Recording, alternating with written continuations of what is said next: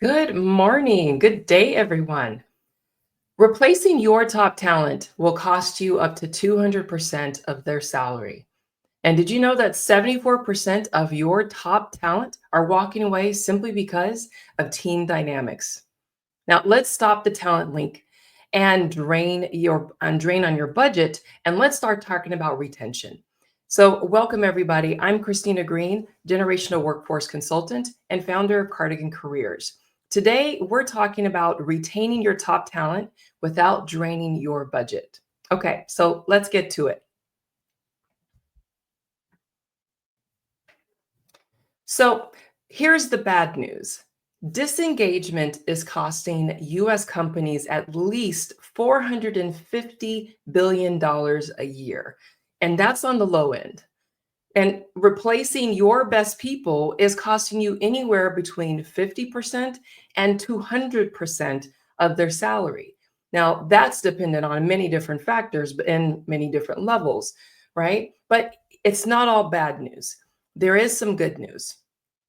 Your engaged employees have a 41% lower absenteeism. This means that they are showing up. They're showing up engaged. They're not calling in sick, and they're not leveraging everything that is available to them and stretching that to the furthest, right? These are not necessarily the people who are, filing false disability claims, right? These are people who are choosing to come into the office or to show up online remotely. They are engaged in the work that they are doing, right? And these engaged employees are 21%. Those companies that have engaged employees are 21% more profitable. Because think about it, when you've got engaged teammates, you are moving you are pulling on their creativity, right? They are innovative. They are engaged with the work that they are doing with their teammates. They are collaborating, right? This is the space that you want to foster. You want to continue to cultivate this space. So today we're going to talk about and look at this through a generational lens, right? So why are they leaving? There's many reasons that are contributing to this, right? To this turnover, but you know that every generation approaches work differently, right? If you've been following me, you know that this is the lens that we start to slice this pie a bit. So let's explore some of the reasons for this turnover and what you can do to save them by looking at their experiences through the generational lens. Okay, so let's get to it.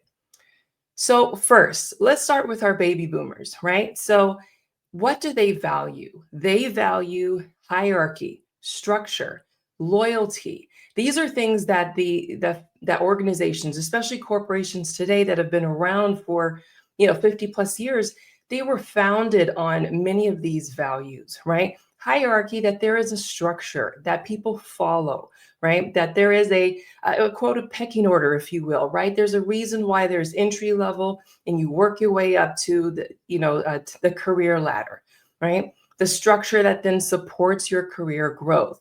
And then loyalty to the company, but also to your teammates, your fellow colleagues. So why might they be resigning? So here are a couple of thoughts. One, if they don't feel recognized for their experience and their contributions in the workplace, they may feel disengaged, right? And disconnected from the organization, especially from their other teammates and maybe their leader.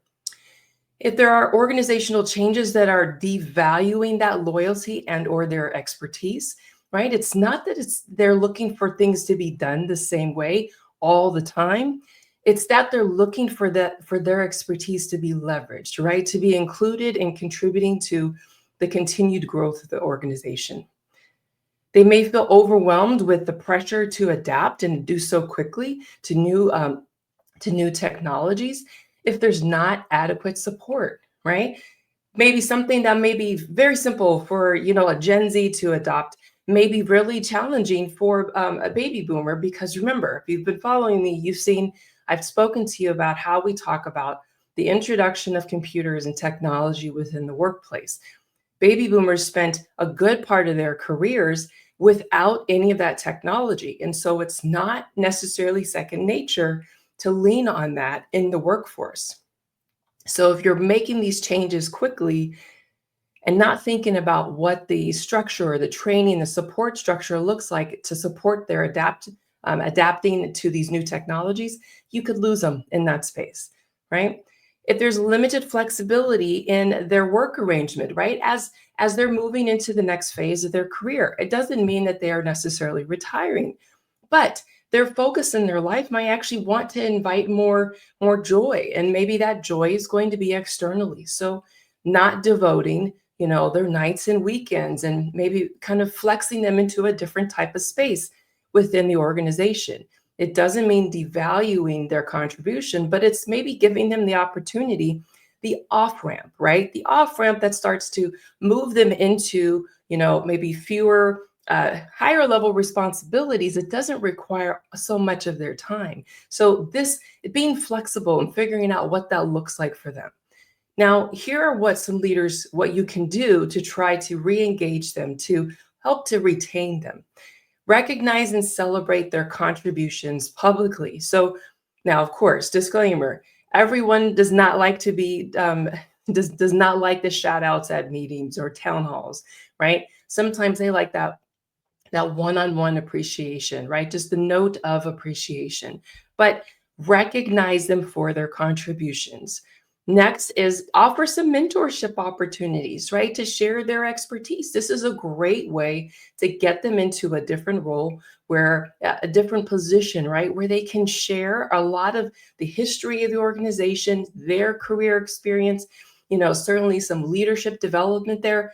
This is a great opportunity to leverage your baby boomers to help to blend and match them up with some of the other generations, right? To help share some of that experience.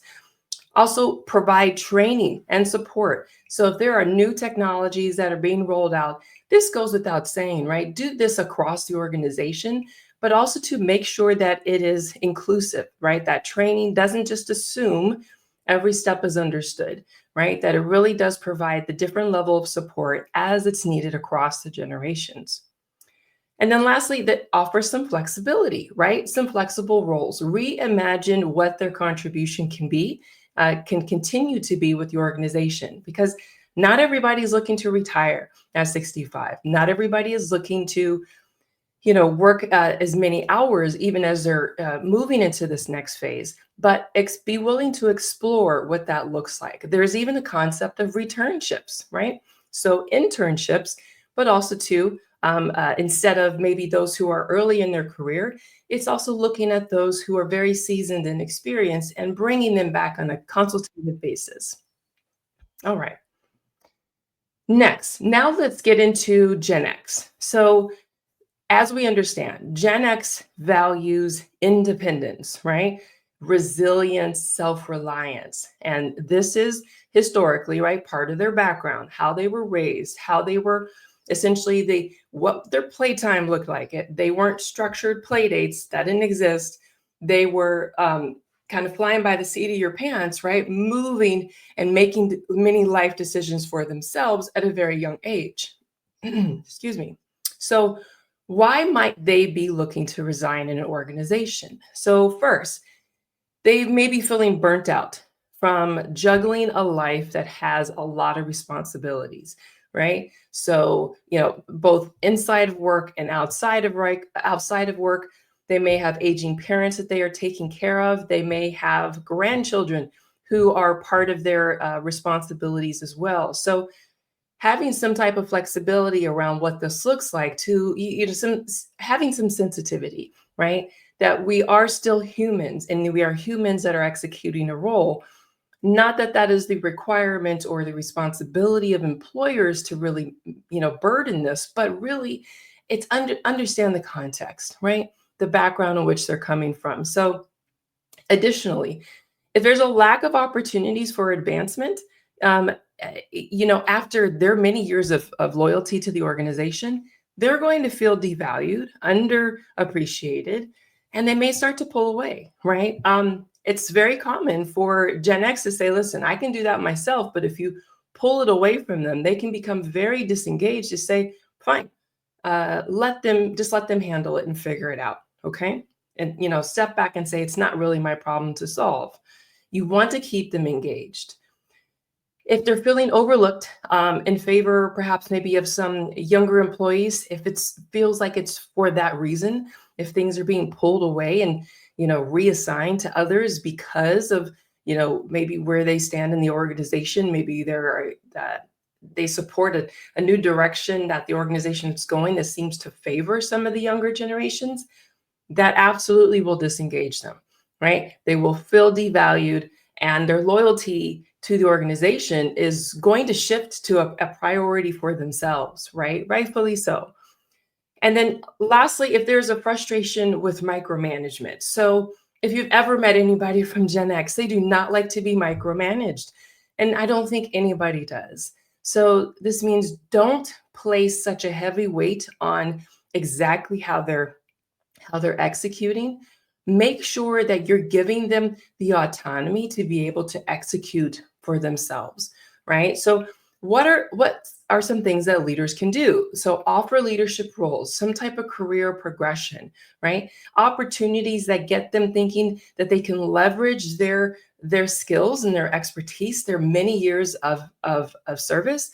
How can they leverage that in the future of the work that they're going to be part of, right? Provide some flexible work arrangements, right? This can be a 4-10, right? Where you're working 4 days a week, 10-hour shifts. I mean, it depends on your industry and your business, but the root of this is to find some flexibility. And this is not specific only for Gen X. What everyone is asking for right now, the biggest response that I am seeing to everyone, to anytime anyone is asked, what's most important for you in selecting your next career opportunity? The number one response is flexibility, right? Where and when. So being able to have the autonomy to be able to make the decisions about how and when and where they actually execute their work, right? So not to be micromanaged to that level.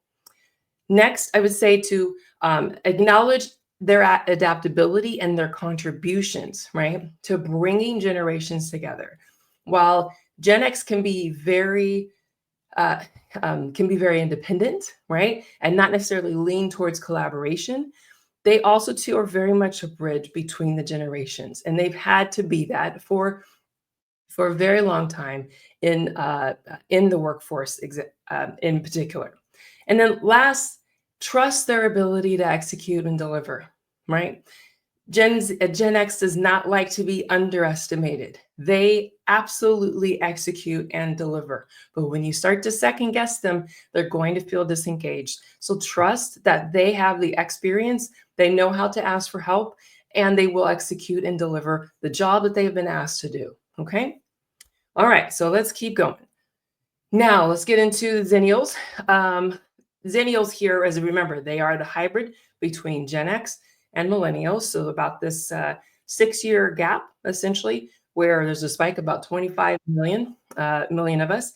What do they value? They value resourcefulness and adaptability, the ability to be able to figure out things on your own, right? To make and connect the dots without having to be told, right? To be self-starters, to be able to move between the evolving technologies. You've heard me talk about this before, right? So they are very much part of the email era, and it's not an issue, but they can also to move into the use of Teams channels and Slack.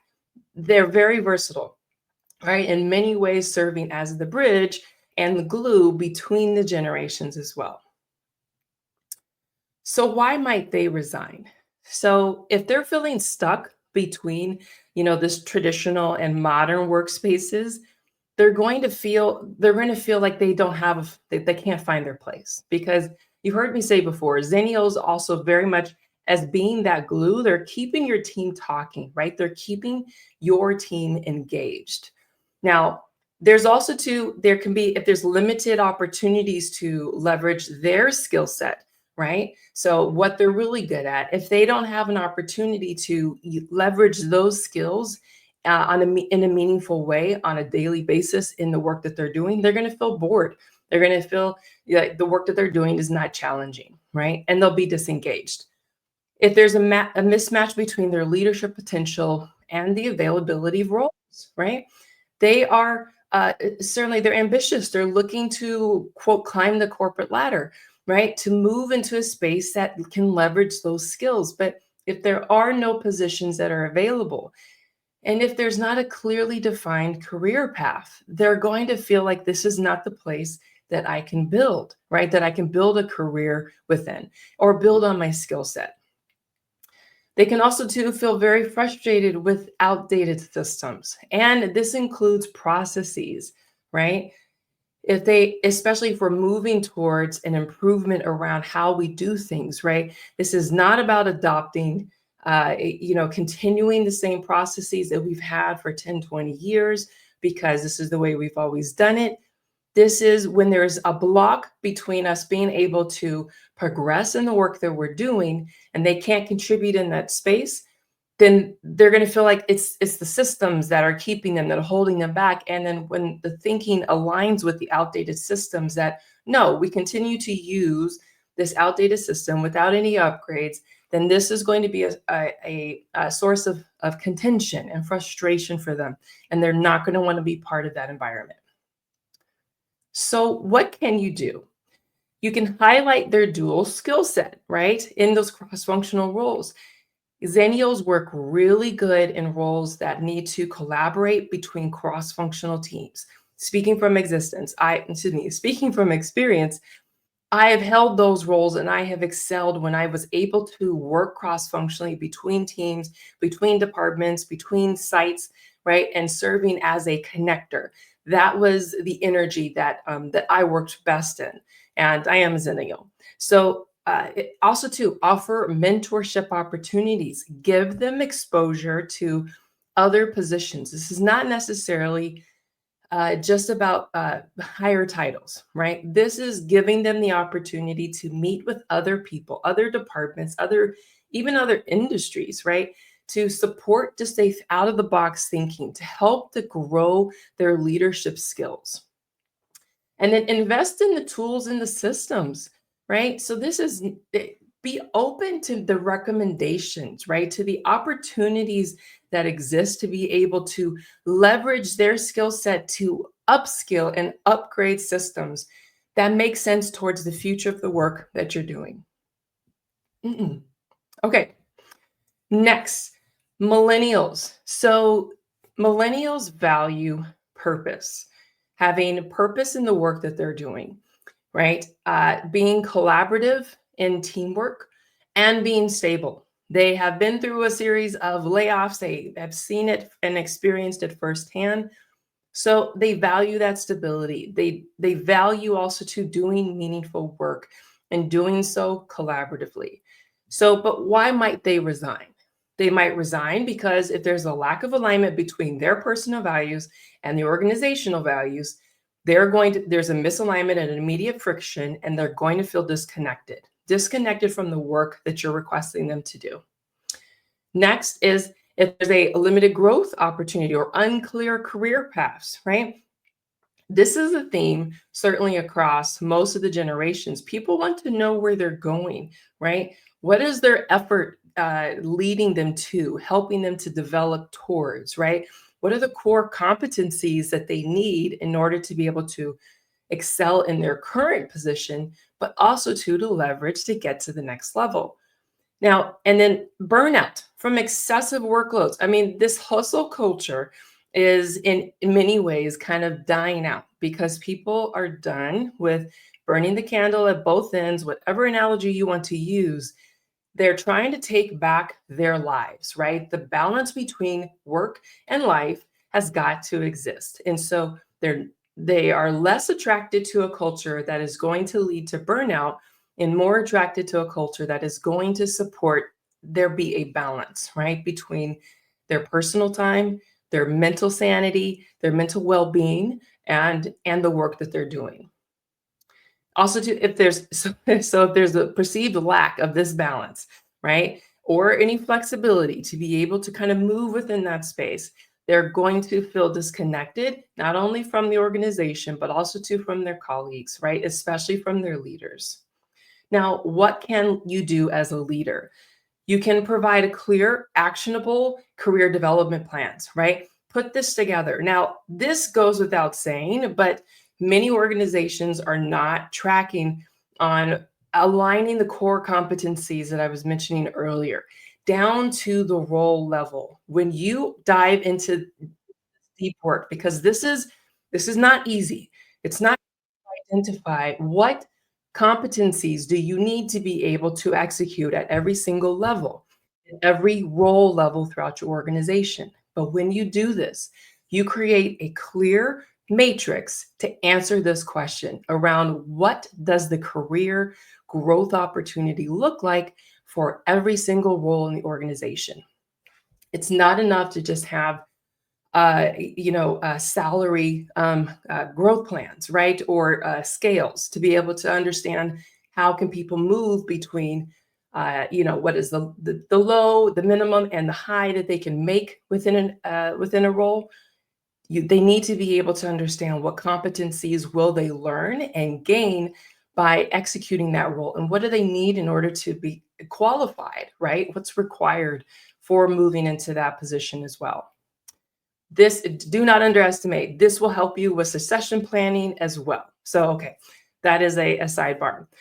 Now, additionally, you can foster a values-driven culture, right? That aligns with some of your social priorities. So, how are you looking to become? How are you connected to your community, right? Either locally, regionally, or nationally, even globally.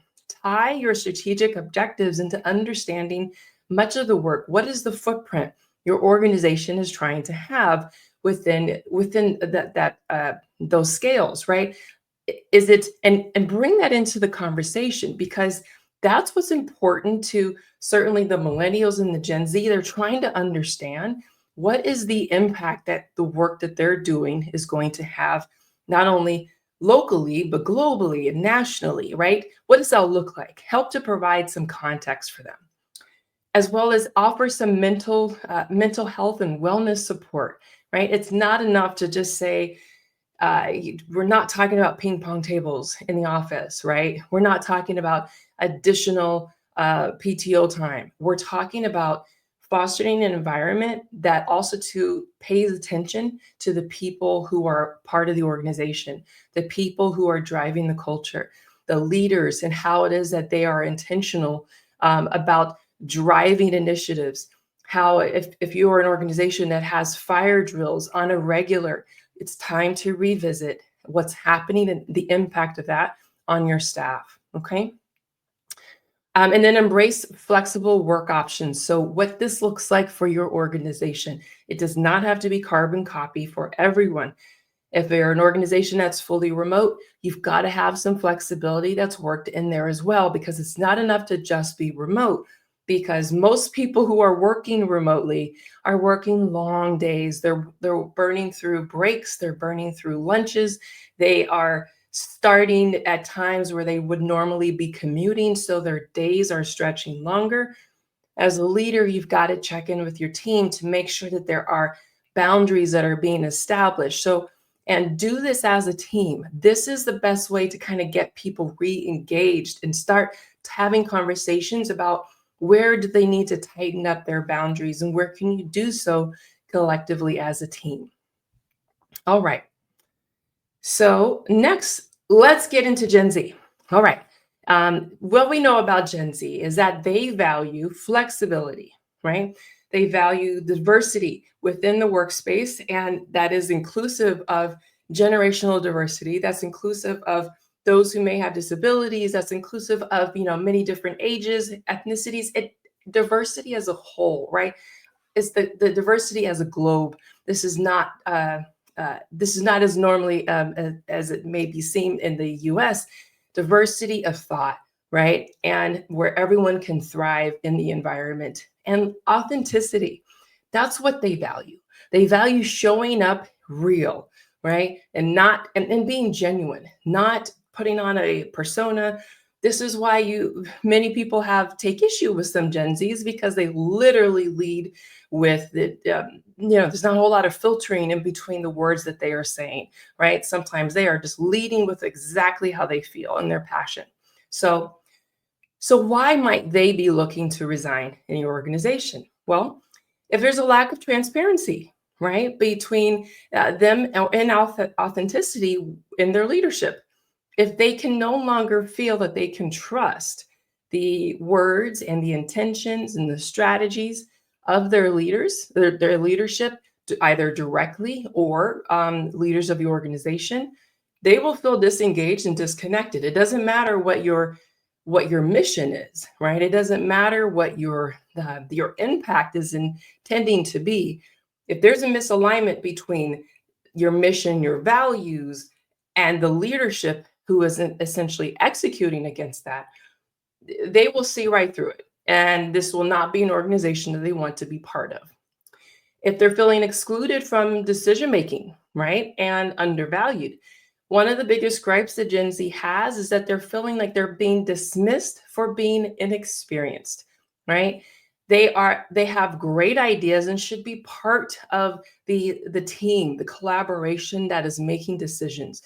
So don't just assume that because they are, quote, new to the workforce, that they don't come with value and thought, right? So right now, the oldest Gen Z is about 28, right? 27, 28.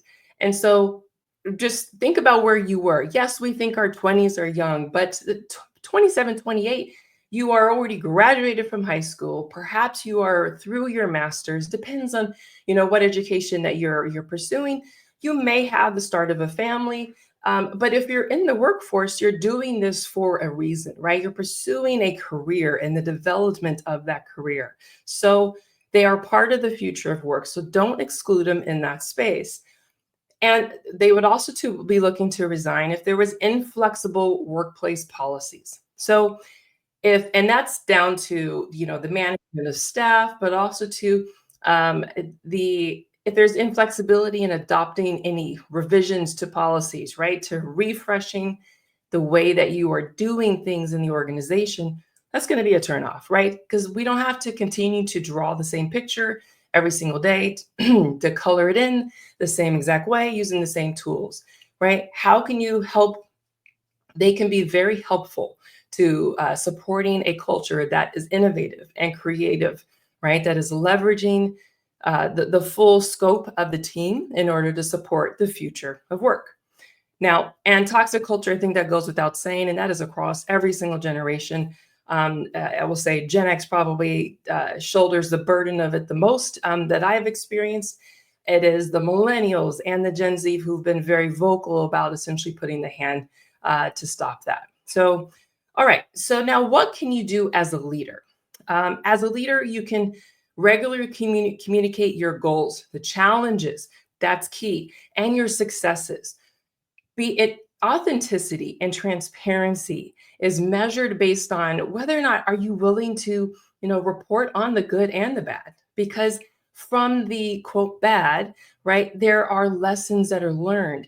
And when you are transparent with your teams, you're communicating that authenticity. You're letting them know, listen, this is what we thought it was. This is what it ended up being. So this is, how we think we should make adjustments. This is the lesson that we've learned here. This is a hallmark of leadership, of great leadership, right? Is when you're willing to admit when something was a misstep, right? You build trust and you create that psychological safety as a leader, by demonstrating it's okay to admit when you were wrong. Okay. Now, how can you additionally, you can involve them in meaningful projects, right? And that those decision makings early. So don't bring them in after the fact to weigh in on one particular thing that it just has to do with, what do you know about this application or this tool? Help them understand the context, make them part. If you're starting a new initiative, give them a seat at the table, right? And help them to be part of and to feel part of the decision making process. Provide mentorship opportunities. So that is in both directions, right? So we know that mentorship works very well for boomers and for Gen X, but also too for Gen Z. So to not only be mentored, but to mentor, right? So to be a mentor for maybe some of the older generations, because there is a collaboration of thought, right? There's a meeting of the minds of experience in one thing and versus experience in another, and having those come together. That is a secret sauce to a great strategic plan, right? How it is that you start to achieve your strategic goals is by bringing those together. So all right. And then invest in a workplace culture that collaborates, right? Or excuse me, that celebrates each other's differences. So to have an environment that is solely one generation or another, I think it shows that perhaps maybe the direction that the organization is going. And while we see that there are different leadership positions, are about 50% of them are held by Gen X right now. 35% are held by millennials, and about 5%, for both baby boomers and for Gen Z. But that's shifting over the next 10 years, right? It's really going to be majority held by millennials and Gen Z. And so moving in that direction is also to this evolution of how work is being executed.